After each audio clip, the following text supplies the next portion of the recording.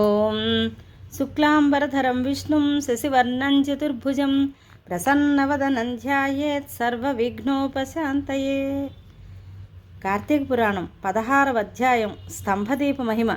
వశిష్ఠుల వారి జనక మహారాజునకు దీప ప్రజ్వలన మహిమ వివరించిన తర్వాత స్తంభదీప మహిమను గురించి బోధించసాగారు.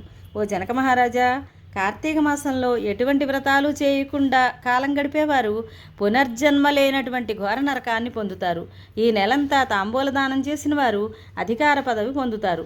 పాడ్యం మొదలుకొని ఒక్కొక్క దీపం విష్ణుమ్రోలా ఉంచినట్లయితే పాప పరిహారం అయ్యి వైకుంఠం చేరుకుంటారు.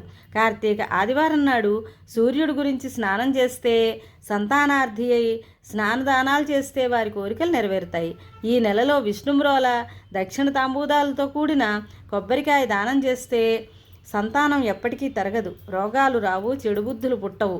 కార్తీక పున్నమి నాడు విష్ణు దేవాలయంలో స్తంభంపై దీపాలుంచేవారి పుణ్యాన్ని వర్ణించలేము. ఈ నెలలో స్తంభదీపాన్ని చూస్తే వాని పాపాలు సూర్యోదయానికి చీకట్లు పారిపోయినట్లు పారిపోతాయి. శాలిధాన్యం తిలలతో కూడినదియే స్తంభదీపం అవుతుంది. దీన్ని ఉంచనివాడు నిస్సంశయంగా నరకాన్ని పొందుతాడు. రాతి స్తంభాన్ని కానీ కొయ్య స్తంభాన్ని కానీ దేవాలయంలో స్తంభదీపాన్ని ఉంచినవాడంటే శ్రీమన్నారాయణకి ఎంతో ఇష్టం. దీనికి సంబంధించిన ఇతిహాసం ఒకటి ఉంది, చెబుతాను విను. మతంగాశ్రమంలో ఉన్న విష్ణు ఆలయానికి మునులంతా కార్తీక వ్రతార్థం వచ్చారు. షోడశోపచార పూజలు చేసి ఒక్కొక్క ద్వారానికి దీపమాలలు అర్పించారు. వారిలో ఒక ముని మిగిలిన వాళ్లతో, ఈ నెలలో శివుని వద్ద స్తంభదీపం పెడితే వైకుంఠం వస్తుంది, మనమంతా విష్ణుమ్రోల స్తంభదీపాన్ని ఉంచుదాం. ఈ పున్నమి సాయంకాలం స్తంభదీపం ఉంచటం శ్రీమన్నారాయణకి చాలా ఇష్టం అని చెప్పటం వలన మిగిలిన వారంతా అందుకొరకు ప్రయత్నించి కొమ్మలు లేని ఒక మ్రోడుంతి పాతారు.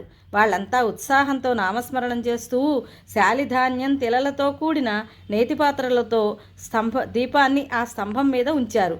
తర్వాత విష్ణు కథలు చెప్పుకుంటూ లోనికి వెళ్ళారు. వాళ్ళు పెద్ద ధ్వని వినిపించగానే ఏమిటో అని వెలుపలకు వచ్చారు. వారు నాటిన స్తంభం పడిపోయి దాని నుండి ఒక పురుషుడు ముందటి దేహంతో కనిపించాడు. మునులు అతని వృత్తాంతం అడిగారు. ఆ పురుషుడు ఆనందంతో వారందరికీ సాష్టాంగ నమస్కారాలు చేసి, ఓ పుణ్యాత్ములారా, నేనొక బ్రాహ్మణుడైన రాజసేవకుణ్ణి. ధనాన్ని రాజ్యాన్ని రక్షించడం నా పని. సిరి సంపదలకు లోపం ఉండదు. వేదాలు చదువుకోలేదు. దయార్ద్ర హృదయాన్ని కాకపోవడం వలన ఎప్పుడూ దాన ధర్మాలు సత్కార్యాలు చేయలేదు.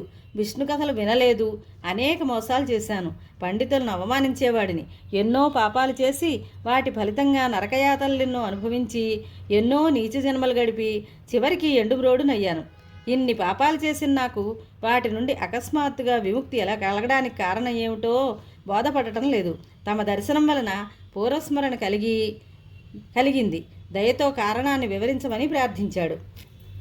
వెంటనే ఆ మునులు, ఓ బాపడా, కార్తీక మాస ఫలం ప్రత్యక్షమైన ముక్తినిస్తుంది. కాష్టాలకు, రాళ్లకు, కొయ్యలకు, మ్రోడులకు కూడా సులువుగా ముక్తి దొరుకుతుంది. ప్రత్యేకించి కార్తీక పౌర్ణమి సర్వపాపాల్ని హరిస్తుంది.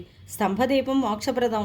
ఆ స్తంభదీపాన్ని పెట్టిన మోడు కూడా స్తంభదీప మోక్షం కలుగుతుంది అన్నారు. అది విన్న ఆ పురుషుడు, ఓ మునులారా, ఎంతో దుర్లభమైన ముక్తి నాకు ఏ విధంగా కలిగింది? కర్మబంధాలు కలగడానికి కారణం ఏమిటి? కర్మబంధాలు తొలగిపోవడానికి కారణం ఏమిటి? మోక్ష సాధనమైన జ్ఞానం ఏ విధంగా కలుగుతుంది? దయతో నాకు బోధించండి అని ప్రార్థించాడు. అతని కోరిక మన్నించి సర్వజ్ఞుడైన ఒక ముని అతని ప్రశ్నలకు ఇలా సమాధానాలు చెప్పడం ప్రారంభించాడు. ఇది శ్రీ స్కాంద పురాణాంతర్గత కార్తీక మహాత్మ్యమందలి 16వ అధ్యాయం సంపూర్ణం.